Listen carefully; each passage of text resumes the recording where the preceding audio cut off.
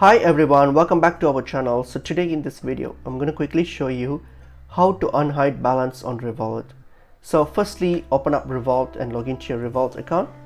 So once I've logged into your Revolut account here, so go to your profile tab here on your top left, click on it, and then when you click on your profile tab here, you're going to scroll down and you're going to open up this account option here. So simply click that account option. So once you click on this account option here, so what you're going to do, you're going to scroll down and you will see privacy here.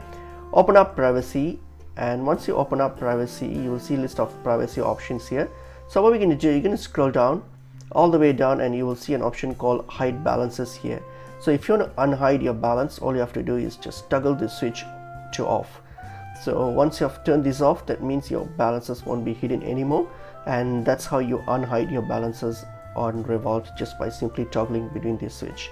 So that's pretty much it is. I hope this video was helpful to you all. I'll see you all in another video. Thank you.